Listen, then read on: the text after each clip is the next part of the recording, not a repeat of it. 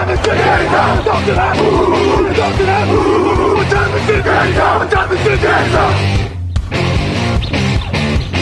gun, Hulk left slot, Dixie left, T left, Mercedes, wide chip, Ricky, Fever left, 75, Katie, Omaha. We're good.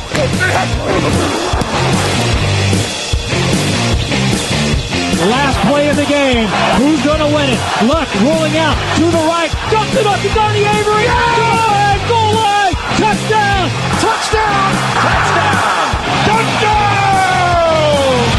Hello, bonjour et bienvenue à tous dans l'épisode numéro 214 du podcast Jean Actuel Amaté. Très heureux de vous retrouver pour votre débrief hebdomadaire des rencontres NFL. À mes côtés cette semaine, il y a Grégory Richard. Grégory, bonjour. Salut Alain, bonjour à tous. J'aime bien quand tu tiens ton micro à la main comme ça, on dirait Johnny Hallyday. Bonjour Alain. J'ai pas de support aujourd'hui donc je ne peux pas tricher. Le podcast du mardi qui vous est présenté par le Hard Rock Café Paris tous les dimanches soirée Game On au Hard Rock Café Paris, Happy Hour pour ceux qui viennent voir les matchs, Beer Bucket, 6 bières pour le prix de 5 et évidemment les rencontres, ne ratez pas ça.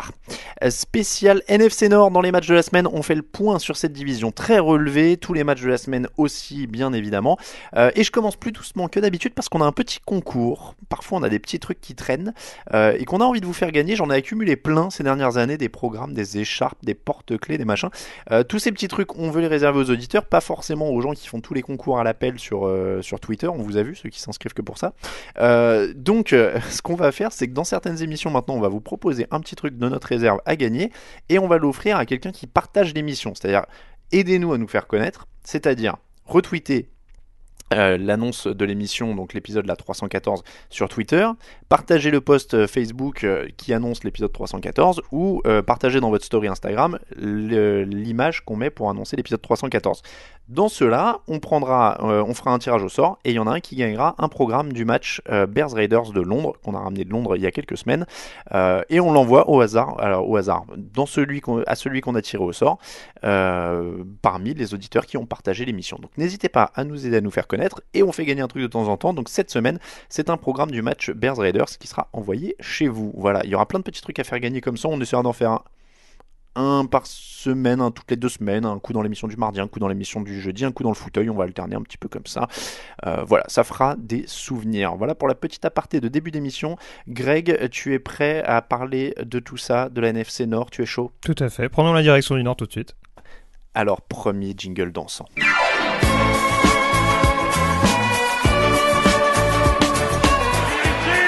5-9 blitz and thinks. Takes the handoff to Jones. Now he's going to run with it. He's going to walk it in. Aaron Rodgers with the touchdown.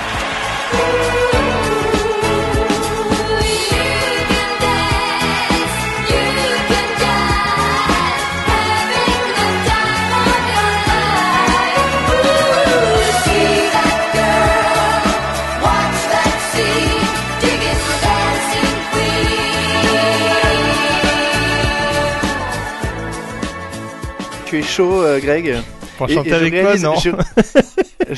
Comment? Pour chanter avec toi, non, mais pour parler des matchs, pourquoi pas. Je me suis fait tellement plaisir, je ne sais pas pourquoi j'écoute beaucoup Abba ces derniers temps, et je viens de réaliser que Abba vient du Nord et qu'on parle de la NFC Nord. Je n'y avais même pas pensé en créant jingle. T'as vu un peu? Packers 42, Raiders 24, 429 yards, 5 touchdowns à la passe, 1 touchdown au sol, évaluation parfaite. Le patron de la NFC Nord est de retour, c'est Aaron Rodgers. Grégory, est-ce qu'on a retrouvé des Packers favoris et très forts favoris, et surtout est-ce qu'on a retrouvé leur attaque? Bah là en tout cas ces dernières semaines ils ont l'air un petit peu énervés nos amis Packers. Alors je dirais pas que le match contre Philadelphie les a réveillés dans ce domaine parce que c'est pas forcément offensivement qu'ils avaient perdu le match contre Philadelphie lors du Thursday Night Football. Mais en l'occurrence, comme tu l'as dit, c'est vrai que on avait une attaque un petit peu sur courant alternatif, ou en tout cas de mon propre ressenti, où on sentait qu'Aaron Rodgers avait un petit peu de mal à donner son plein potentiel dans le nouveau système de Matt LaFleur depuis le début de la saison. Là, très clairement, sur ce match-là, même si le backfield défensif d'Oakland n'est pas le plus rassurant de la ligue, de voir l'assurance qu'il a réussi à dégager avec quasiment que des passes complétées sur ce match-là et surtout le bon rythme pour permettre à Green Bay de creuser l'écart petit à petit en fin de match. ça dénote en tout cas le fait que a priori enfin offensivement on a l'air d'avoir trouvé la pleine mesure de cette escouade, en tout cas la pleine capacité de ce groupe, et c'est de bon augure pour Green Bay avec là encore un Aaron Jones par exemple dont je parlais et qui a fait les jeux au sol, qui va en plus chercher un touchdown longue distance à la réception, donc vraiment offensivement tous les voyants ont l'air ouverts du côté du Wisconsin. Et un très beau touchdown à la réception pour Aaron Jones en plus. Hein. C'est quand même une très très belle action. Il a 8 receveurs avec au moins 2 réceptions, Aaron Rodgers, sans Davante Adams, qui est quand même son receveur numéro 1, et seulement 60 yards de sol. Donc il y a un vrai équilibre offensif qui est quand même en train de se trouver dans cette attaque de Matt LaFleur.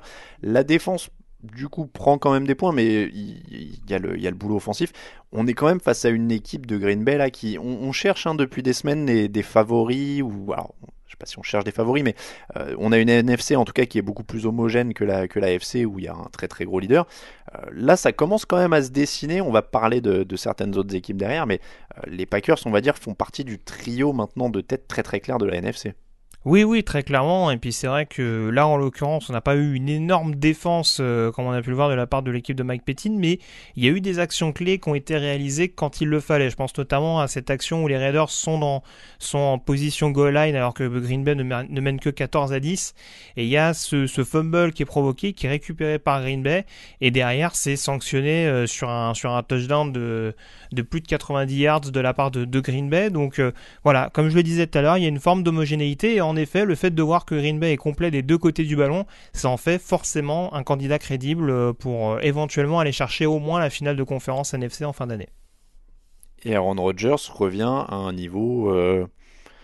on va pas changer toutes les semaines, mais il peut revenir dans la course au MVP quasiment pour la première fois depuis longtemps, parce que ces dernières années, il n'était pas forcément dedans.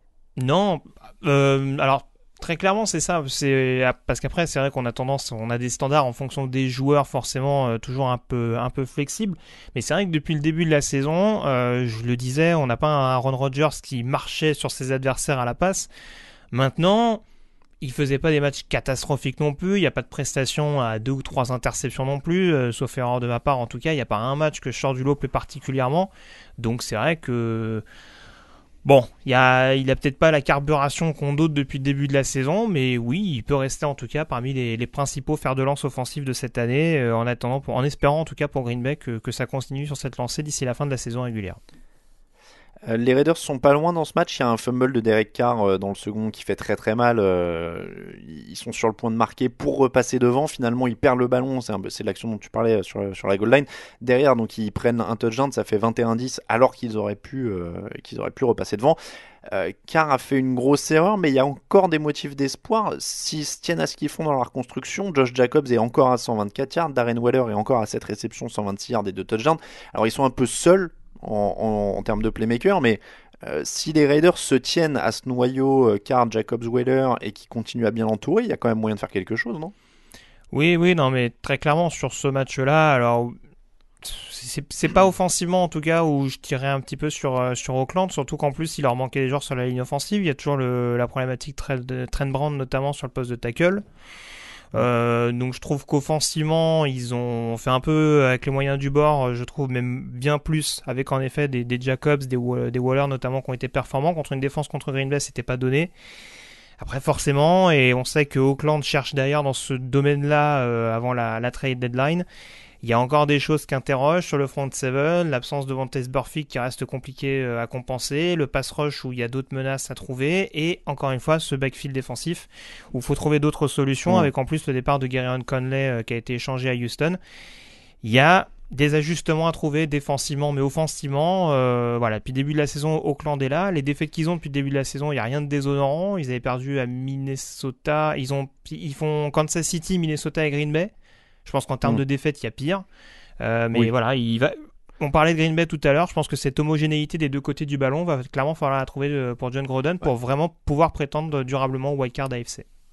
Après, ça te montre bien la différence entre une très bonne équipe prétendante comme Green Bay, qui est profonde, et une équipe comme Auckland qui a des bonnes pièces pour reconstruire, mais qui est encore sur le fil du rasoir. C'est-à-dire tu peux pas te permettre de perdre des ballons qui font aussi mal. Et la défense, voilà, avec quelques errements, voilà, ils sont sur le fil. Ils peuvent aller chercher des matchs, mais contre des grosses équipes comme ça, il y a un moment où ça finit par casser, quoi. Le gros rival de Green Bay dans la division NFC Nord, ce sont les Vikings qui se sont imposés 42-30 face aux Lions.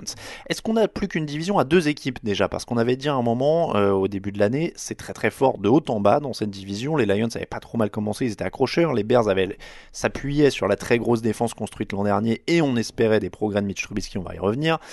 Là, on semble quand même déjà avoir une course à 2 équipes. Maintenant, c'est réduit. Oui, là, a priori, en plus avec le fait d'aller gagner à Détroit du côté de Minnesota, c'est sûr que là, on commence à avoir des écarts qui se font. Alors Chicago, ils sont à 3-3, mais oui, là, on a plus que 2 équipes à un bilan positif. Donc à mon avis, oui, ce serait pas étonnant que la finale d'NFC Nord se joue en fin de saison du côté de Minnesota, je crois. Oui, il se joue en semaine 16. Dans le Minnesota.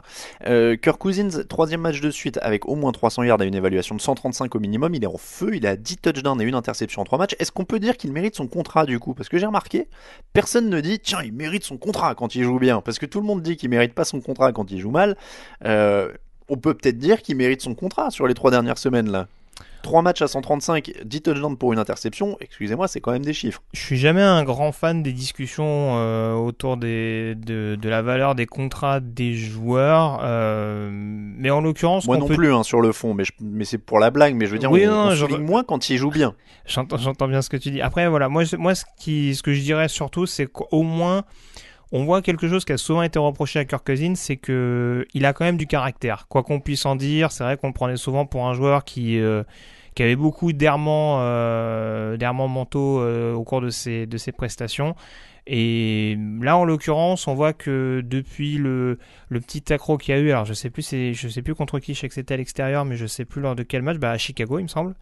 L'accrochage qu'il y avait eu notamment avec Adam Thielen et Stephon Diggs, ça a l'air quand même de se remettre dans le bon sens. Donc il y avait des adversaires qui restaient à leur portée, il me semble, pendant cette période-là, même si Philadelphie fallait les taper à la maison. Là, en l'occurrence, du côté de Détroit, contre une équipe en effet qui peut se sublimer à domicile contre des grosses écuries, on l'a vu l'année dernière, on l'a encore vu cette année contre Kansas City, et les Vikings, ils sont restés appliqués de bout en bout, en se faisant certes rattraper de temps en temps, mais en marquant toujours les touchdowns qu'il faut au moment où il faut, et c'est surtout ça qui est impressionnant, c'est cette efficacité. Ils ne gagnent pas seulement les matchs à l'extérieur, ils concrétisent vraiment les drives qu'ils ont avec des touchdowns, et avec un Stephon Diggs qui a l'air de marcher sur l'eau depuis quelques semaines également. Donc Irv Smith également, le tight end qui commence à être intégré au playbook, Dalvin Cook qui est le running back le plus productif de la ligue. Donc là encore, offensivement du côté de Minnesota, c'est comme Green Bay, ça tient la route globalement depuis le début de la saison. Et tu parlais de Dalvin Cook, une des nouveautés aussi de ces dernières semaines, c'est qu'il y a plus de play action et qui s'appuie bien sur ce que crée Dalvin Cook pour libérer aussi Kirk Cousins avec des play action et dynamiser un peu ce jeu au sol. Et tu parlais de l'efficacité, 9,1 yards par passe. Si on t'avait dit au début de l'année que ce serait Minnesota qui aurait la meilleure moyenne de yards par passe de la ligue, on n'aurait pas forcément cru. Même il y a 3 semaines, ils sont à 9,1 yards par passe et là ils gagnent 503 yards en attaque. Donc il y a clairement matos. Après, la question sur Minnesota, parce qu'ils sont très complets, c'est un peu comme Green Bay, la question là par contre c'est qu'ils n'ont pas Aaron Rodgers, donc c'est est-ce que ça va durer, est-ce que ça va durer dans les grands matchs, est-ce que ça va tenir en playoff s'ils y vont, et j'en parlais depuis quelques semaines maintenant. Ils n'ont pas un calendrier simple non plus, les Vikings. Ils vont se déplacer à Dallas, ils vont se déplacer à Seattle contre beaucoup d'équipes qui vont être au coude à coude avec eux, justement dans l'optique d'une qualification pour les playoffs NFC. Et justement, les fameuses failles mentales que j'évoquais de Kirk Cousins tout à l'heure, là on va voir si elles sont vraiment effacées et s'il va réussir à emmener avec lui le reste de l'équipe, ce qui a l'air d'être le cas actuellement du côté de Minneapolis. Les Lions lâchent en fin de match, ils prennent 2 touchdowns dans le dernier quart, Matt Stafford lance une interception. Est-ce qu'on en est là, c'est-à-dire bonne équipe mais encore trop courte pour lutter avec les meilleurs jusqu'au bout? Honnêtement, quand t'as dit il craque sur la fin, oui, j'allais te dire comme d'habitude. Malheureusement, peu importe les coaching staff, je sais pas, c'est quelque chose où c'est un problème. Là, pour le coup, le problème mental, il est quand même assez criant et il y a encore et toujours les mêmes problématiques du côté de Détroit. Encore un jeu au sol qui est pas suffisamment performant, encore une une défense, je dirais, alors bon, si elle n'est pas aidée par l'attaque en fin de match, mais en tout cas une défense qui a beaucoup plus de difficultés à créer des turnovers en fin de match, et on se retrouve forcément dans des scénarios où Détroit se dit on n'est pas si loin que ça, mais maintenant il se retrouve avec une fiche négative qu'il ne devrait même pas avoir à mon sens, parce qu'il y a toujours ce match nul contre Arizona qu'ils peuvent regretter, et malheureusement le match à Arizona ils peuvent le gagner, le match contre Kansas City ils peuvent le gagner, et se dire bon on a perdu contre Minnesota mais on peut se refaire. Là la course au playoff NFC, ça commence sérieusement à se gâter pour les joueurs de Matt Patricia quand même. Il y a quand même Marvin Jones, donc un match à 10 réceptions pour 4 touchdowns, quasiment une réception sur 2 dans la end zone. Mais oui, c'est dommage, il y a du matos. Le prochain, donc Vikings-Packers, c'est en semaine 16. S'il devait se jouer aujourd'hui, tu prends qui ? Minnesota a l'air costaud à la maison quand même. C'est vrai. Après, on a vu que le match aller du côté du Lambeau Field, c'était pas joué énormément de choses. Je crois que c'était terminé à 20-17 ou 21-17, quelque chose comme ça. Donc, ouais, c'est un petit score. Ouais, je pense que ça se jouera à moins d'un touchdown d'écart. Je donnerais quand même peut-être mes faveurs aux Vikings, mais encore une fois, de ce qu'on voit de Green Bay depuis le début de la saison, je mettrais pas ma main à couper non plus. On a vu que Minnesota a perdu à Chicago, ce qui n'était pas le cas de Green Bay par exemple. Je parie sur le quarterback, je parie sur Aaron Rodgers, il est en feu là. Donc, ça me met en joie, j'aime bien quand les grands quarterbacks jouent à leur niveau. Bears 25, Saints 36, tiens en parlant de grands quarterbacks, est-ce que la saison des Bears est déjà foutue ? À 3 victoires, 3 défaites ? Non, foutu, je sais pas, mais en tout cas... C'est compliqué. Ils n'ont pas que des défaites déshonorantes. Encore une fois, les deux dernières, c'est Oakland et New Orleans qui font quand même des bons débuts de saison. Ouais. Alors, je sais pas si la défaite est déshonorante, mais avoir 8 drives de moins de 10 yards dans un match... c'est pas loin d'être déshonorant. Moi, si tu veux, à mon avis, on revient dans les fameux travers qu'on pouvait reprocher à Matt Nagy. C'est le play call est quand même hyper suspect sur ce match-là. Alors je veux bien que Chicago ait rapidement fait la course pour revenir parce qu'ils se sont menés, il me semble, 9 ou 12-0 assez vite. Enfin en tout cas 9-0 je crois. Et ils arrivent quand même à reprendre l'avantage. Et malgré ce, t'as des appels de jeu qui sont hyper déséquilibrés. Seulement 7 courses sur 61 snaps.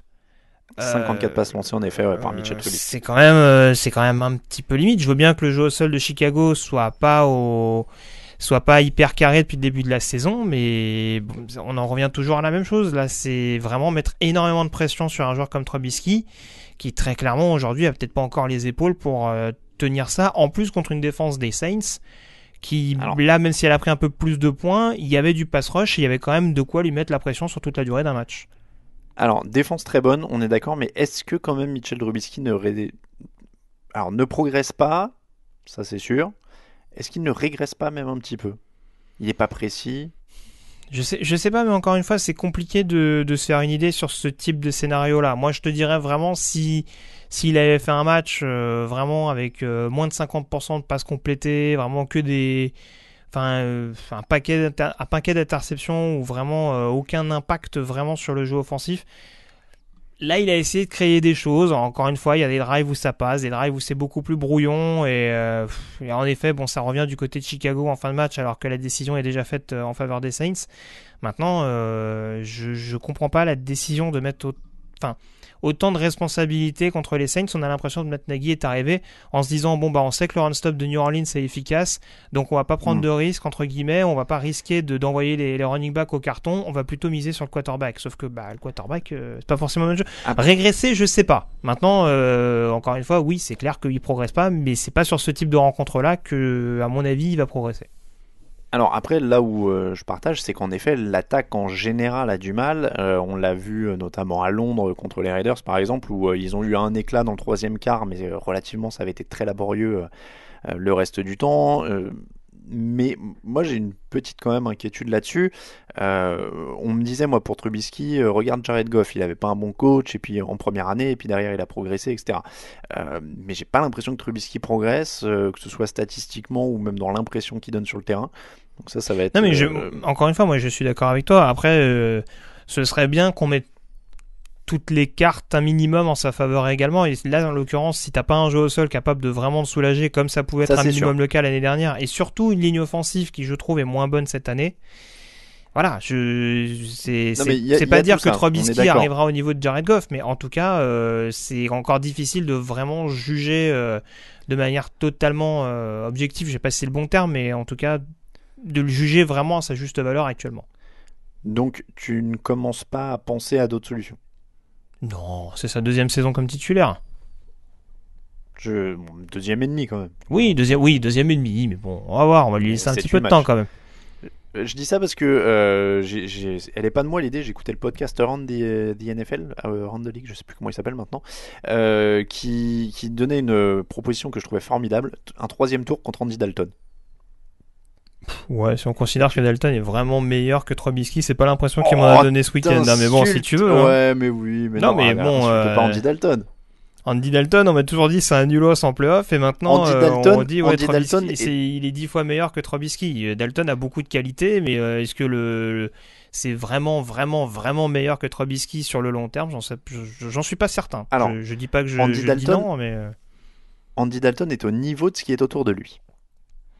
Si l'équipe est bonne, il monte son niveau. Si l'équipe est moins bonne, il est nul. Oui, sans doute. Donc c'est un peu mieux à Chicago qu'à Cincinnati actuellement. Il serait un peu meilleur. Écoute, oui et non, parce qu'en l'occurrence, la défense de Chicago, est-ce qu'elle a vraiment été aussi énorme que ça par rapport au standard qu'on connaît? C'était mon autre question. La défense est moins dominante. Alors elle souffre déjà de l'absence d'Hakim Hicks, qu'il faut souligner sur la ligne, mais elle souffre peut-être aussi de passer 37 minutes sur le terrain au bout d'un moment. Oui, non, mais bon, là-dessus, on est d'accord. Moi, je te dis pas que très clairement le fait que l'attaque soit pas performante. Et en fait, ce que je disais tout à l'heure au début de l'analyse du match, ça a forcément un lien en effet avec le fait que la défense des Bears est un peu craquée. Maintenant, en phase 2, ils ont pas Drew Brees, ils ont pas Alvin Kamara, ils ont pas j'ai oublié le tight end Jared Cook. Enfin, il y a aussi des absents de l'autre côté, donc encore une fois, je veux bien que tu joues 37 minutes et que forcément tu t'épuises parce que l'attaque est pas capable de faire la différence, mais t'as pas que des pro bowlers en face de toi non plus, donc même si c'est bien coaché de la part de Peyton, c'est à relativiser aussi. Après, c'est quand même pas la première semaine où aussi, enfin, on l'a déjà vu même avec Jacksonville par exemple, où tu peux avoir une très bonne défense et au bout d'un moment, quand l'attaque fout rien, la défense finit par en avoir marre, quoi. Oui, non, mais encore une fois, je te dis, mais tout est lié et c'est pour ça que je veux bien être sévère éventuellement sur Mitch Trubisky en disant que voilà, il a encore du mal à progresser, mais sur ce match-là, si on pose la question, je serais quand même beaucoup plus sévère sur Matt Nagy. Je trouve qu'il a quand même été presque out-coaché d'avance avant le match par Sean Payton, et ça, je trouve que c'est quand même assez problématique. Tu fais bien d'y venir, les Saints sont toujours aussi forts, toujours aussi bien coachés, ils sont à 5 victoires, 0 défaites sans Drew Brees, sans Alvin Kamara et Jared Cook sur ce match, tu l'as dit, et en effet, Sean Payton, lui, fait du gros boulot. Teddy Bridgewater est pas flamboyant, mais il est propre. Les Saints n'ont perdu que 5 ballons cette saison, ils sont 2e en NFL à égalité avec les Titans et derrière les Cardinals. Ils font office de favoris de la NFC avec les Packers.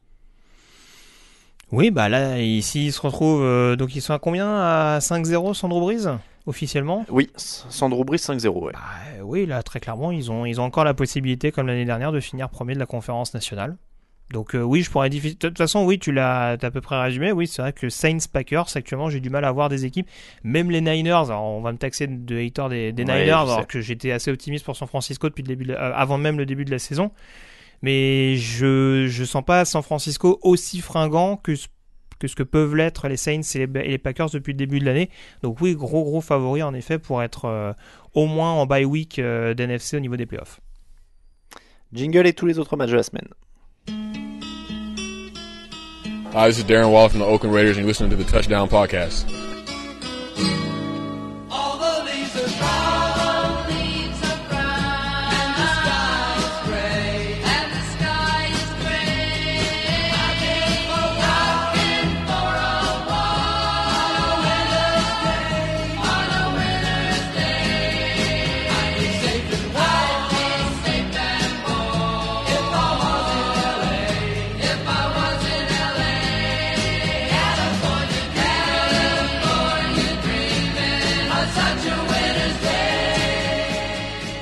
Les autres rencontres de la semaine 7, on commence dans la conférence AFC, mais non, parce que c'est un match intra-conférence. Seahawks 16, Ravens 30, le show Lamar Jackson, 143 yards à la passe, mais surtout 116 de plus au sol avec un nouveau touchdown.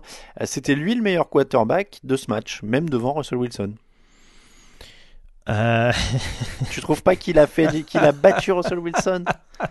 Alors je sais pas, j'aime bien quand tu me lances comme ça. Tu veux encore que j'énerve les fans des Ravens sur Twitter, c'est pas bien du tout. J'aime ça. bien lancer des pièges. Mais non, alors honnêtement, ce match de Lamar Jackson, il me rappelle exactement le match qui a été gagné par les Ravens l'année passée à Kansas City. Je dis une bêtise. Chez les Chargers, et le match que les Ravens ont failli gagner à Kansas City.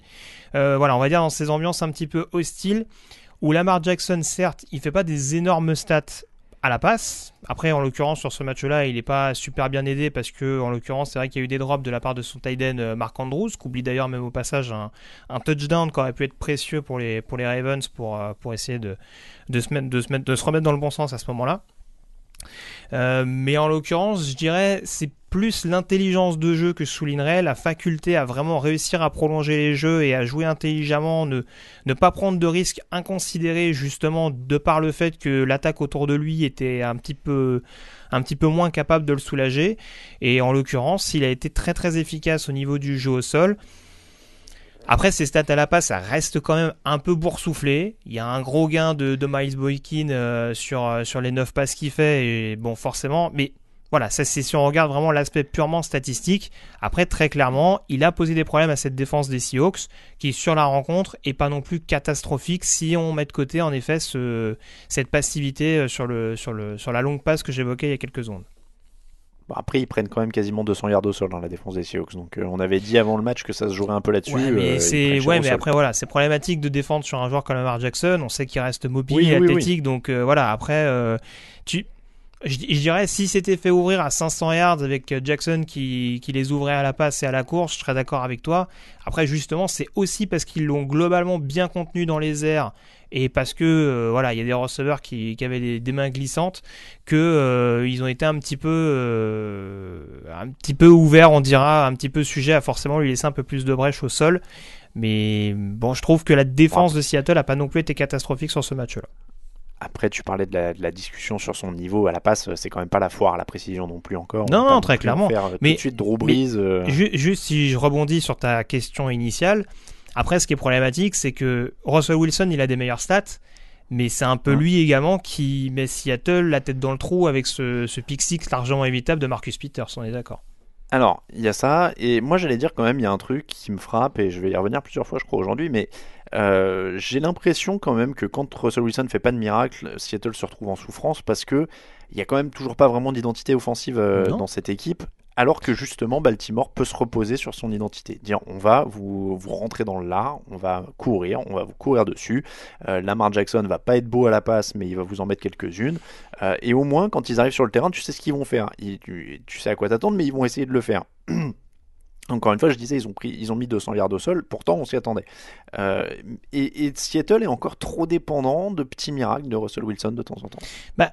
Moi, je dirais que l'identité, si tu veux, je pense que Schottenheimer essaye donc quand même d'en trouver une, parce que ce gros jeu au sol des Ravens, je pense que Seattle, à l'instar de ce qui a été fait l'année dernière, ils ont réessayé de remettre ça en place, et en effet d'avoir un jeu, notamment avec Chris Carson, qui était capable de soulager Russell Wilson, de lui laisser un peu plus de possibilités.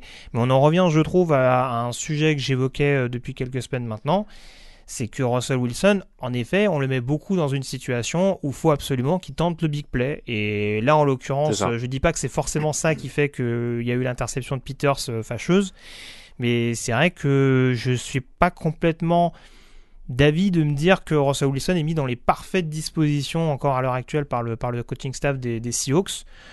Si on laisse de côté même la question de la ligne offensive, parce que ça c'est un vaste débat depuis des années et des années du côté des Seahawks, et là en l'occurrence je trouve qu'ils ont beaucoup souffert contre la défense des Ravens, que j'ai beaucoup critiqué depuis le début de la saison, mais qui a élevé son niveau de jeu. Et c'est vrai que voilà, là on s'est encore une fois retrouvé dans un scénario où Wilson était un petit peu obligé de se débrouiller, de se dépatouiller un peu, et c'est sûr que ça aide pas pour réussir à dominer une équipe de Seattle qui malgré tout, de par notamment son head coach, reste habitué à des gros rendez-vous. On n'oublie pas que c'est une équipe qui est capable c'est une des rares équipes qui est capable d'enquiquiner, de regarder droit dans les yeux les Patriots pendant les playoffs. Donc voilà, on leur fait pas la blague, quoi, on va dire, sur ce type de confrontation. Il faut être présent du début à la fin. Et Marcus Peters, premier joueur de l'histoire avec un pick six pour 2 équipes différentes dans la même saison. Il n'a autorisé qu'une seule réception dans ce match. On a un peu oublié quand même, quand il était chez les Rams, on s'est beaucoup focalisé sur ses erreurs, mais ça reste quand même un joueur très très décent. Colts 30, Texans 23. L'AFC Sud qui ne veut pas se décider. Je pensais que les Texans étaient équipés pour s'échapper, évidemment je me suis planté, avec un très gros match de Jacoby Brissett, 26 sur 39, 326 yards et 4 touchdowns. C'est encore une fois une division qui ne veut pas se décider, Greg, et des Texans qui n'arrivent pas à enchaîner 2 prestations convaincantes. Non, bon après du côté d'Indianapolis, là pour le coup, je trouve que dans les tranchées, on a quand même été assez dominant. On a réussi à mettre beaucoup de pression. C'est pour ça que je reste un petit peu sceptique encore une fois sur leur ligne offensive. Et là, je trouve que tu parles des Texans de Houston. Des Colts. Oui, voilà. En fait, si tu veux, Indianapolis a été bon des 2 côtés et a quand même mis à l'épreuve cette ligne offensive de Houston qui restait, selon moi, encore sujette à discussion, on va dire. Et là, très clairement, il y a des jeux, notamment sur des 3e, où encore une fois, Matt Eberflus nous a sorti des phases où Deshaun Watson était très très souvent sous pression et était obligé de se débarrasser du ballon très très rapidement. Et ça a été assez problématique, avec des 4e concédés assez vite, avec des interceptions de nouveau à la clé pour Deshaun Watson. Et bon, c'est un peu le souci actuellement du côté de Houston, c'est cette fameuse régularité qu'ils ont du mal à trouver. Un jeu au sol également, alors celui des Colts c'est pas extraordinaire, mais celui de Houston a bien été contenu également. Et voilà, et encore une fois sur ce match-là, alors ils reviennent, on va dire, en fin de match pour semer un petit peu le doute dans l'esprit des Colts. Ils ont le dernier drive pour éventuellement essayer d'égaliser. Mais sur ce match-là, il y a clairement pas 2 classes d'écart. Voilà, il y a 7 points quand même, mais Indianapolis, tu disais, était assez convaincant avec un Jacoby Brissett qui a été capable de prendre à défaut cette défense de Houston, notamment parce que sa ligne offensive lui a laissé un minimum de temps. 14 touchdowns, 3 interceptions pour Jacoby Brissett. Il monte dans le power ranking des quarterbacks là. On le met où à l'heure actuelle? C'est mieux.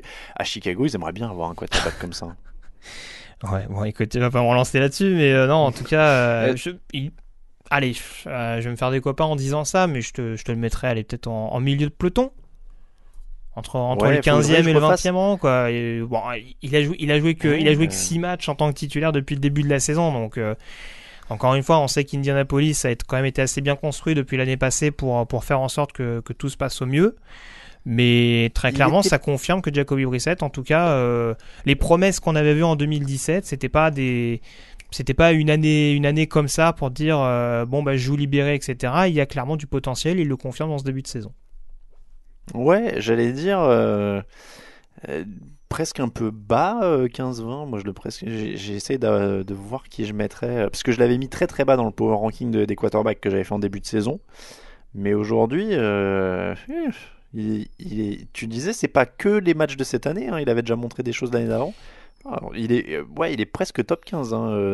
Ah oui, bah moi écoute, je le mets plus vers la 15e que vers la 20e place, mais je le mets clairement pas dans le top 10 en tout cas. En tout cas, Indianapolis, c'est quand même de la grande tristesse. Alors, ils ont une défense qui avait pas mal de retours. Darius Leonard pour l'interception décisive notamment. Donc, il y a bonne défense, tu l'as dit. Il y a ligne offensive et de la grande tristesse. Et on n'en parlera plus, promis, après j'en parle plus. Mais il leur a quand même fallu le temps de ruiner la carrière d'Andrew Luck pour trouver tous ceux dont Andrew Luck avait besoin pour aller au bout. C'est vraiment la plus grande tristesse. Cowboys 37, Eagles 10. Une équipe allait se relancer dans ce match. Ça tombe sur les Cowboys parce que les Eagles se sont désintégrés. La défense ne plaque plus. Il n'y a pas de pass rush. Carson Wentz s'est même mis à faire des erreurs aussi. 4 turnovers en tout, 0 sur 2 dans la zone rouge.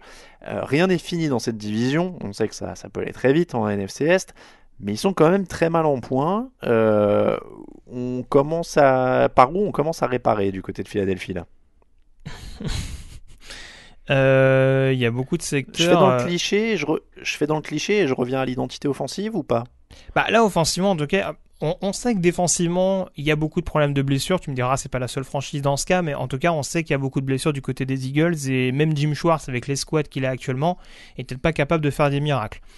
Après, de là à voir ce qu'on voit en termes de pass rush et d'incapacité à aller chercher le quarterback adverse, même si là encore, il y a des soucis, il y a des joueurs de l'intérieur de la ligne qui sont à l'infirmerie, c'est quelque chose qui est un peu moins logique. Mais bon, cette fragilité défensive, elle a quand même un minimum d'explication. Offensivement, en effet, c'est toujours pas convaincant. Il y a un jeu au sol qui a du mal à à clairement s'installer. Je sais pas combien de fois un running back depuis le début de la saison chez les Eagles a atteint au moins 100 yards, mais à mon avis, ça doit se compter sur un ou deux doigts, peut-être au meilleur des cas. Et en effet, tu le dis, voilà, Carson Wentz, il est un petit peu obligé de se débrouiller. Il nous fait beaucoup d'actions, on va dire, un petit peu désespérées depuis le début de l'année, à arriver à trouver les trajectoires de passe qui viennent de nulle part. Mais bon, il n'est pas non plus magicien. Et sur un match où les Eagles, très clairement, n'y étaient pas, ça commence à devenir un petit peu problématique. Et après, on en parlait un petit peu, il y a quelques temps de ça, mais il y a aussi la question du caractère qu'il va falloir se poser. C'est très bien que les Eagles aient remporté le Super Bowl en 2017 d'un point de vue caractère en disant on est outsider, on va réussir à gagner. Sauf que on se rend compte que maintenant, quand Doug Peterson il essaie de jouer sur cette corde-là, ça ne marche pas. Il avait annoncé qu'ils allaient marcher sur Dallas la semaine dernière et au final ils se font botter les fesses. Alors t'es dur, il a pas dit marche, il a dit on va y aller. Il a dit je garantis la victoire à Dallas. Le truc à ne pas. Non, il a pas dit garantie. Pas dit garantie. Non, j'ai fait le papier, d'accord. Je te jure, il a pas dit garantie. Il a reprécisé après qu'il avait pas dit garantie. Justement, je pense qu'il avait senti qu'il avait déjà dit trop. Bah écoute, en tout cas, je pense qu'il a dit suffisamment pour motiver Dallas et ça m'a beaucoup rappelé la situation l'année dernière du Dallas New Orleans où justement on annonçait que Dallas allait prendre cher contre l'attaque des Saints et où dit Marcus Lawrence et ses coéquipiers avaient dit vous allez voir ce que vous allez voir. Bah là en l'occurrence contre une équipe de Dallas qui était clairement pas au beau fixe, ils ont surtout regonflé l'ego adverse et ils ont remis tout le monde d'équerre, la défense, Dak Prescott, tout le monde s'est remis à l'unisson avec en plus le retour de certains tackles et ça a fait très très mal pour les Eagles. Mais c'est là où moi je te parlais d'identité, c'est que je sais ce que c'est un bon match des Cowboys. C'est 189 yards au sol, 21 sur 27 pour Prescott, des tackles de qualité, de Marcus Lawrence qui sort du bois à nouveau, Xavier Woods qui fait un bon match en défense. Et c'est là où c'est bon d'avoir une identité, c'est que ces Cowboys, ils devaient se remettre dedans, les Eagles devaient se remettre dedans, et les Cowboys avaient un truc sur lequel se reposer, ils savaient ce qu'ils devaient faire, quoi. Et quand ils le font bien, ça marche. Les Eagles, la problématique, c'est qu'ils sont censés avoir un jeu aérien assez performant. Il y a une escouade de receveurs qui... Alors avant le début de la saison, avant les problèmes notamment de Deshaun Jackson, était censé être performant, mais tu te traînes encore beaucoup de boulets des joueurs comme Nelson Agholor, comme McCollins qui ont souvent les mains qui glissent également, et c'est sûr que ça t'aide pas à garder un certain rythme offensif, mais sur le principe, cette force aérienne justement, elle devrait être capable de compenser l'inefficacité, on dira, d'un seul running back à vraiment avoir de l'impact au niveau du backfield offensif. Je te donne pour terminer le résumé de Victor, notre fan des Eagles résident. Je lui prépare l'émission, je lui ai dit tu peux me donner un avis un peu sur les Eagles que tu as vu. Il m'a dit on est nul, on est vieux, le coaching doit se remettre en cause, il n'y a pas d'immunité parce que tu as gagné il y a 2 ans, l'OL sous-performe, la ligne offensive sous-performe, on n'a pas de receveur, on n'a pas de linebacker, on n'a pas de cornerback. Voilà, ça vous résume un peu près tout. J'aurais juste dû dire l'avis de Victor. Hein. Il y avait après backer corner c'est ce que je disais tout à l'heure, mais sur l'attaque je suis d'accord avec lui. Redskins 0, 49ers 9, ça fait beaucoup de chiffres tout ça, 154 yards seulement pour les Redskins qui ont gardé longtemps le ballon avec de longs drives mais qui n'ont pas réussi à conclure. C'est difficile de tirer grand chose de ce match pour ceux qui ne l'ont pas vu. On rappellera que la pluie a transformé le terrain en piscine et a annihilé à peu près toute tentative de jeu aérien, voire même de courir dans des conditions décentes. Il y a moins de 200 yards cumulés pour les deux quarterbacks, donc c'était pas non plus encore le grand test de Jimmy Garoppolo. La défense des Niners continue son bon boulot, ça on peut le dire. Après honnêtement il n'y avait rien en face. C'est un peu ça, et puis oui, sur ce genre de conditions, on va dire que Washington peut éventuellement se vanter d'avoir poussé San Francisco dans ses derniers retranchements, mais c'est vrai que c'est difficile d'essayer de trouver un tant soit peu de vraies garanties. Tu gagnes à Washington, c'est déjà l'essentiel, j'ai envie de dire. T'évites le match piège sur un terrain très très clairement piégeux. Tu provoques également des pertes de balles précieuses. Je pense notamment à ce fumble en deuxième mi-temps alors que Washington est pas loin de taper aux portes de la red zone. Tu te retrouves à provoquer un fumble et à enchaîner un field goal derrière qui creuse un petit peu l'écart et qui met un petit coup sur le moral des Redskins. Après, très clairement, du côté de Washington, il n'y a pas grand-chose, mais la principale nouvelle du côté de San Francisco, c'est aussi et surtout que cette ligne défensive reste efficace, et Nick Bosa notamment a encore été globalement excellent avec un sac décisif en fin de match. Après les tests, ça va venir côté 49ers. La suite du calendrier, c'est Panthers, Cardinals, Seahawks, Cardinals, Packers, Ravens, Saints, Falcons, Rams, Seahawks. Donc là, on va quand même être très très vite fixé dans les semaines à venir sur ce qui va se passer. Mais en effet, là, sur ce match, à part le côté piscine qui était très fun, c'est un match qui allait très très vite, 2h36 ou 37 si je dis pas de bêtises. Ça a été le premier terminé, ça faisait longtemps qu'il n'y avait pas eu un match aussi court. Je pense qu'on a évité de lancer parce qu'en plus, il y a une ou deux interceptions en cumulé. Il y en a une de Garoppolo, je crois, de mémoire. Et oui, non, il y en a, mais il y a ces 3 field goals sur les 9 points. Hein, donc il y a une interception de Garoppolo, c'est ça. Et il y a un fumble d'Adrian Peterson de mémoire, mais qui avait parfois du mal à tenir le ballon dans le dôme de Minnesota. Alors là, imaginez avec toute la pluie. Falcons 10, Rams 37, Dan Quinn est toujours là. Comment on le sait? Et ben, ils ont pris 37 points et ils n'ont pas rendu grand chose. Pierre Matt Ryan s'est blessé à la cheville, il est incertain pour le prochain match. Alors apparemment c'est pas trop grave. Des field goals manqués, c'est la débandade. Qu'est-ce qu'on peut dire de plus que les semaines précédentes, Grégory? Pour de vrai, je ne sais pas s'il y a grand chose de plus. La bonne nouvelle, c'est que Mohamed Sanou est parti, donc lui va pouvoir profiter d'autres choses. Oui. C'est ça, Mohamed Sanou transféré aux Patriots quelques heures avant cette émission. Pour un deuxième tour de draft, ça je l'avais pas vu venir, mais bon, ça c'est une petite il récupère bien par contre. Pour un joueur qui a de fortes chances d'être cuté de par son contrat assez lourd à la fin de la saison. C'est pas une mauvaise chose. Après, ça reste un bon joueur, mais je pense qu'il y a de quoi faire au poste de receveur. Pour le reste, oui, non, t'as tout dit. Là, je pense qu'on essaie de pousser les limites du ridicule. Parce que là, quand on voit les équipes spéciales avec le touchdown qu'ils prennent en fin de match sur ce fumble grotesque de Russell Gage, quand tu vois le fake punt avec Aker qui se met limite en position derrière le centre pour bien faire comprendre qu'il va passer le ballon et qu'il n'y a aucun défenseur qui percute le jeu, quand tu vois que Devonta Freeman, qui est quand même pas le plus nerveux qui soit, il se retrouve à essayer de mettre des droites à Aaron Donald, la ligne offensive qui prend le bouillon de bout en bout au point de blesser Matt Ryan. Je veux dire, tout va bien du côté d'Atlanta, toujours pas de sac au compteur, pire équipe en termes de sac depuis le début de la saison. On essaye de dégager Vic Beasley, personne n'en veut. Étonnant, mais non, mais honnêtement, je ne comprends pas cette obstination de la part d'Arthur Blank à vouloir absolument laisser des jokers à Dan Quinn. Je veux bien qu'il y ait la bye week la semaine prochaine. Mais déjà, à 1-6, tu pars pas sur des très très bonnes bases. Je suis pas sûr que le fait d'être à 1-7 parce que tu t'apprêtes à recevoir Seattle, ce soit forcément encore plus enviable pour celui qui est amené à succéder à Dan Quinn. Donc bon, mais écoute, apparemment on a fait un trait définitivement sur cette saison 2019 et il faudra voir la suite. Mais en tout cas, victoire opportuniste des Rams. J'aurais bien dit que Dan Quinn, peut-être que c'est un optimiste et qu'il table encore sur les playoffs parce qu'il a vu, grâce au Super Bowl, que tout était encore possible jusqu'au bout. Ouais. non mais le pire dans cette histoire, c'est que le jeu au sol est quand même globalement bien contenu, mais que de toute façon, ça rejoint un petit peu ce que tu disais tout à l'heure avec Chicago et Trubisky. Je veux dire, de toute façon, si l'attaque n'arrive pas à performer parce que la ligne offensive est nulle et que le jeu au sol est inefficace, je veux dire, la défense, elle tient le coup. Le score, il est de combien? Il est de 10-3, 13-3 à la mi-temps. Enfin, l'écart est pas énorme. Et ils prennent le bouillon en fin de match parce que la défense, c'est sur les rotules. Déjà qu'elle est pas extraordinaire et qu'elle crée pas de turnover. Ça devient un petit peu compliqué quand tu joues une équipe dont la spécialité reste l'attaque. Oui. Todd Gurley n'a gagné que 41 yards. Je suis en train de regarder un peu de jeu au sol des deux côtés, c'était pas folichon. Bon, 38 yards pour Atlanta.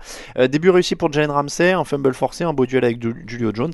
Ça aide quand même une défense des Rams, hein, quand tu rajoutes de la qualité en couverture, ça aide aussi le front. Il y a un excellent Dante Fowler également sur le sac. Mais oui, je te rejoins. C'est sûr que Jalen Ramsey a été pris une fois à défaut par Julio Jones. Sinon, globalement, il y aura une bonne copie pour ses débuts avec Los Angeles.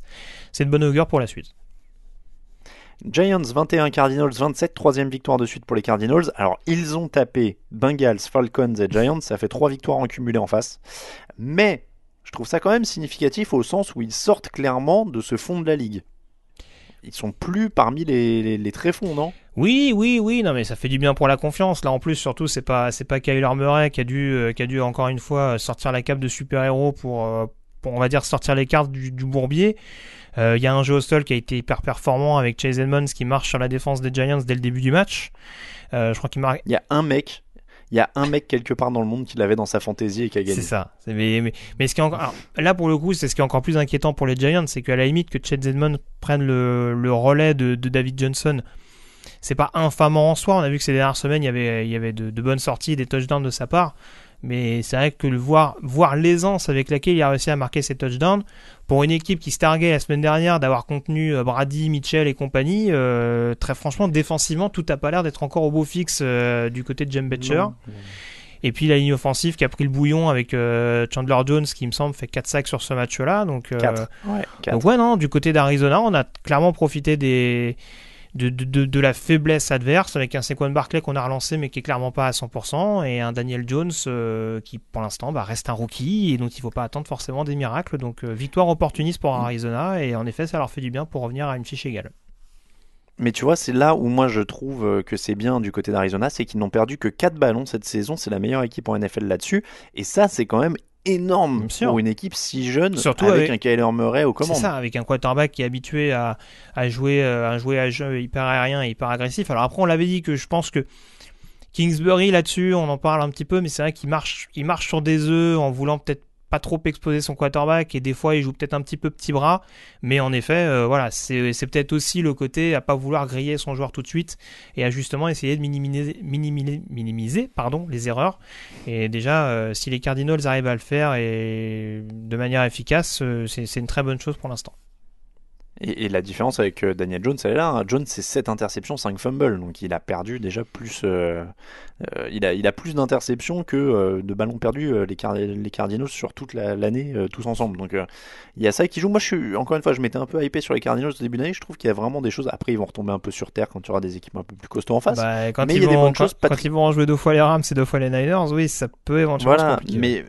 Mais il y a Chandler Jones qui est quand même un super défenseur dont on parle trop peu parce qu'il est enterré en Arizona. Il y a Patrick Peterson qui est revenu. Il y a Terrell Suggs qui joue avec. Enfin, il y a des petites choses que j'aime bien moi, dans cette équipe. Et s'ils sont propres comme ça et Kingsbury se débrouille bien, comme tu disais, à un peu zigzaguer et à marcher un peu sur une corde raide, mais pour réussir à préserver Murray et à faire des choses, je trouve ça vraiment pas mal et je suis de plus en plus convaincu. Jets 0, Patriots 33. C'était le massacre du Monday Night. Un fumble pour Sam Darnold, 4 interceptions, un safety poussé à l'arrière de la end zone, massacre défensif de New England qui a marqué sur son premier drive, qui a marqué ensuite un field goal et 2 touchdowns je crois sur les suivants si je ne dis pas de bêtises. En bref, c'était vite plié, match à oublier. Alors les Jets ne sont pas si horribles que ça, mais évidemment c'était un peu la panique là sur la ligne offensive et sur tout le reste. Ouais, j'ai du mal à savoir quoi te dire sur ce match-là, tant il y a eu quand même une petite classe d'écart. C'est dur. Hein. Non, surtout que ça intervient après un match des Jets où on avait clairement vu un sursaut d'orgueil face à Dallas à la maison. Bon, là, en prime time, sur un match en Monday Night, le soufflet est quand même un peu retombé, quoi. Alors sûr que Sam Darnold il est pas magicien non plus, il y a rien autour de lui en plus contre une défense de New England qui est vraiment hyper opportuniste et qui crée turnover sur turnover depuis le début de la saison. Ça devient rapidement de la chair à canon, mais bon là en l'occurrence il n'y a pas grand chose à faire et de toute façon même Adam Gase l'a reconnu lui-même que en termes de motif de satisfaction sur ce match-là, il n'y avait pas grand-chose à en tirer. Donc New England gagne en confiance, encore une fois, surtout grâce à leur défense, mais de toute façon, comme l'année dernière, on va pas non plus demander à Brady de lancer 300 yards en attaque. Donc voilà, pour l'instant, ça passe. Ils s'économisent en vue de janvier, comme ils le font assez souvent ces dernières saisons. Donc voilà, que ça continue comme ça de leur côté. Et puis bon, les Jets, on attend la saison prochaine maintenant pour récupérer les blessés et reconstruire au niveau de la ligne. Le soufflet, il est retombé, il est en négatif là, il s'est écroulé à l'intérieur. Oui, non, mais en effet, il n'y a pas énormément de choses à dire sur ce match. Les Patriots qui continuent en magazine de la confiance. Après, ils ont fait le taf offensivement sur le début de match.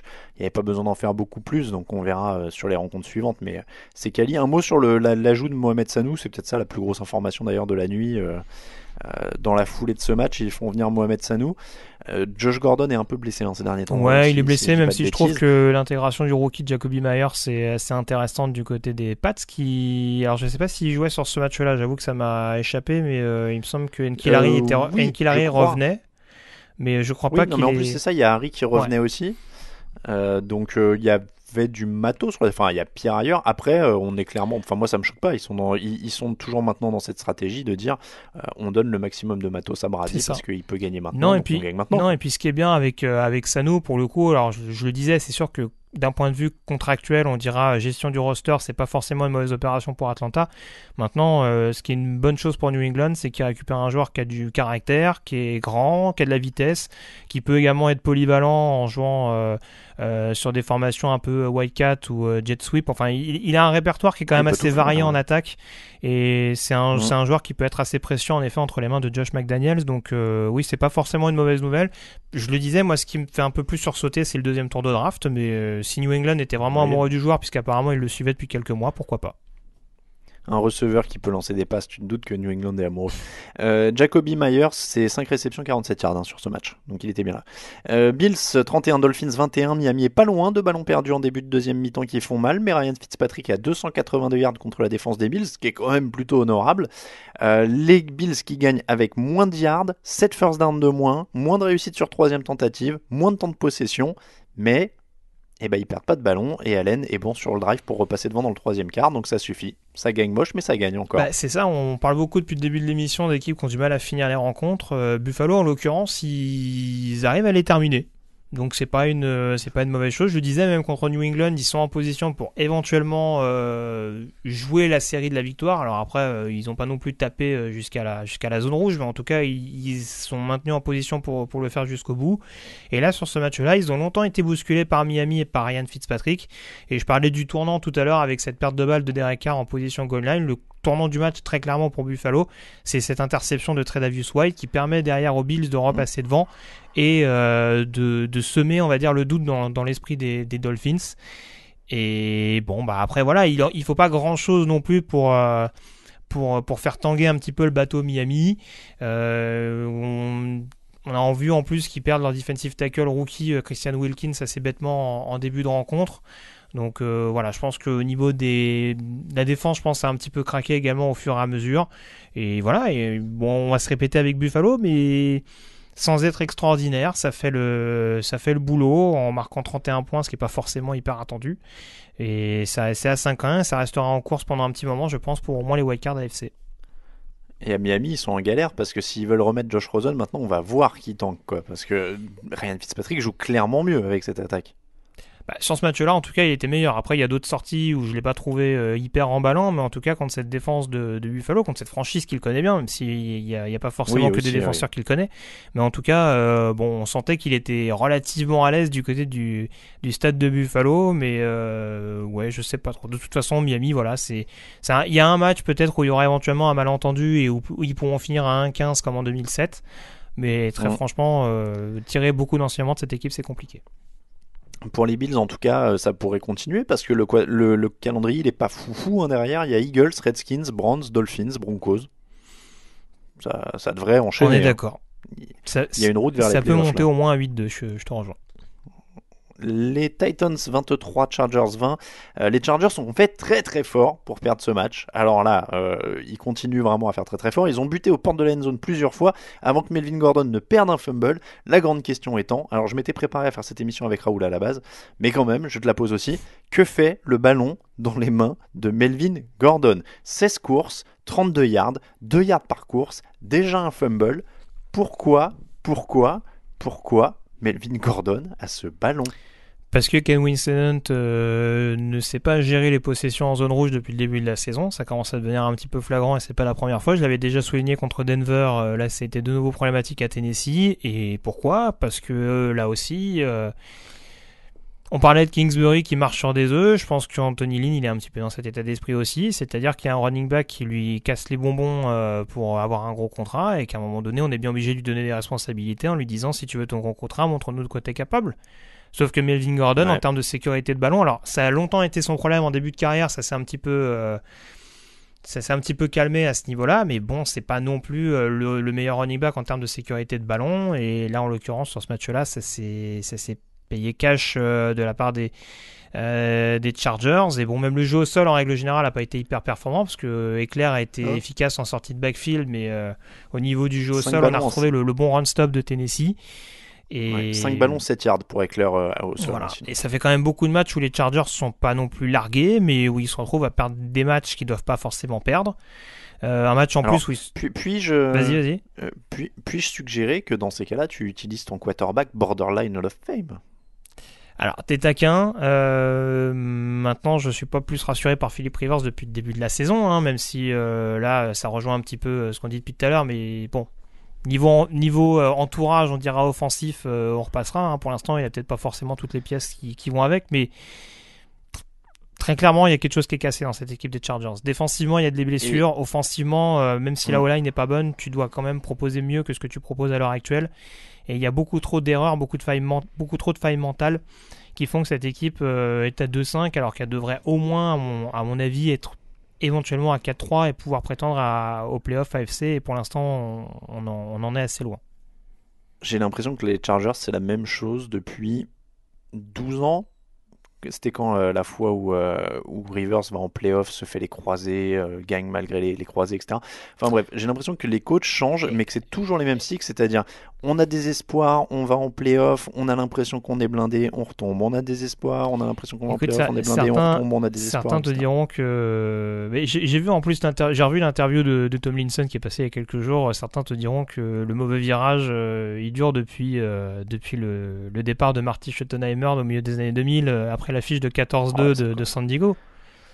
Oui, et il y a des choix qui restent curieux du côté de Los Angeles. Maintenant, ce qui est curieux encore une fois, et c'est là où je pointerai vraiment le coaching staff, c'est que le groupe, malgré les problèmes de blessure, il reste de qualité. Donc de 5, c'est pas normal. C'est que à chaque fois, on a des espoirs. On a un groupe dont on dit tiens, il a un peu atteint les playoffs là. Maintenant, ils doivent faire des grandes choses. Ils ont un bon groupe, ils sont un bon groupe. Et puis on est déçu. Et puis on dit on reconstruit un peu. Là, hop, ça tape un peu les playoffs. Ils ont un bon groupe, Et puis ils y arrivent pas. Surtout que tu vas sans doute y venir, mais ce qui est d'autant plus problématique, et là encore blessure ou pas blessure, c'est que tu fais passer Ryan Tannehill pour un pro bowler, quoi. C'est ce que j'allais dire. Alors, j'allais juste préciser quand même qu'ils ont 5 ballons perdus, les Chargers sont en situation de goal to go cette année, pour revenir sur le fumble. Et Ryan Tannehill, en effet, est à plus de 300 yards. Ils ont 402 yards en attaque, les Titans. 90 pour Derrick Henry. Donc, ça a l'air de continuer pour Ryan Tannehill. On a eu le débat sur Mariota la semaine dernière. Bon, au moins, c'est vrai que Ryan Tannehill, alors je sais pas s'il est passé pour un pro bowler, mais il a fait le boulot. Oui, en tout cas, je pense qu'il a dit à Marcus Mariota, t'as l'air d'avoir bonne allure sur le banc de touche. Parce que je doute que Mike Vrabel se décide à remettre Mariota en tant que titulaire après la sortie de Tannehill, qui même avec un tant soit peu de déchets, a été beaucoup plus convaincant que ce qu'a pu être Mariota depuis le début de la saison, même si on me dira qu'il y a eu des bonnes prestations contre Cleveland et Atlanta. Et pour terminer, une fois n'est pas coutume, parlons un peu de défense, parce qu'on parle souvent des quarterbacks et tout ça, mais Jeffrey Simmons, que t'aimais beaucoup, je crois, avant la draft, qui fait ses débuts dans ce match. Il s'était fait les croisés en février, il est déjà là, il claque un sac et 2 plaquages pour perdre et un quarterback hit pour son début de carrière. Ça sent plutôt bon, ça, non ? Oui, en tout cas, ça prouve que les Titans ont eu raison de miser, parce qu'on rappelle c'était un premier tour de draft. Hein. Il y a des équipes qui se sont risquées sur des joueurs blessés. Je pense à Jalen Smith à l'époque à Dallas, mais qui était un deuxième tour. Là, Tennessee, ils n'ont pas hésité avec leur 19e choix à dire voilà, c'est un joueur, ça va peut-être prendre du temps, mais en tout cas, on est prêt à être patient pour récupérer vraiment son plein potentiel, surtout sur une ligne défensive où à Tennessee, en dehors de Jurrell Casey, c'est pas ce qu'il y a de plus régulier, pardon. Donc là, en l'occurrence, avoir son aide sur le premier rideau, ça a été assez précieux, même si, on dirait que je relativise toujours un peu, mais voilà, il faudra peut-être attendre un autre test que la O-line des Chargers pour se faire une idée plus précise du talent du joueur. Ouais, mais bon, pour des débuts en NFL, moi, je me permets d'être enthousiaste. Quand on voit que certains, justement, linemen du premier tour qui étaient en bonne santé ont plus de mal. Oui, c'est clair. Mais cette défense de Tennessee, elle a quand même... il y a quand même des joueurs, encore une fois, Kevin Byard, c'est une valeur sûre, même Rashaan Evans a l'air de vraiment progresser sur sa deuxième saison, donc c'est offensivement qu'il faut réussir à trouver la carburation du côté de Tennessee, parce qu'en défense, il y a de quoi faire. Bengals 17, Jaguars 27 à l'usure. Les Jaguars ont fini par marcher sur Cincinnati, 216 yards à la course. Au sol, c'est hallucinant. Je ne me remets pas de cette statistique, Grégory. Depuis le début de la saison, les Bengals ont 372 yards gagnés, 1323 yards encaissés. Il y a un delta de quasiment 1000 yards au sol. Je sais qu'ils n'ont pas de ligne, mais le chiffre est délirant. Au sol, sur ce match, il y a 2 yards pour Joe Mixon en 10 courses. Donc je ne sais pas en centimètres si tu fais la moyenne de combien il a avancé par course, mais c'est délirant. C'est un truc de fou. Au sol, enfin sur toutes les lignes, ils se font démonter.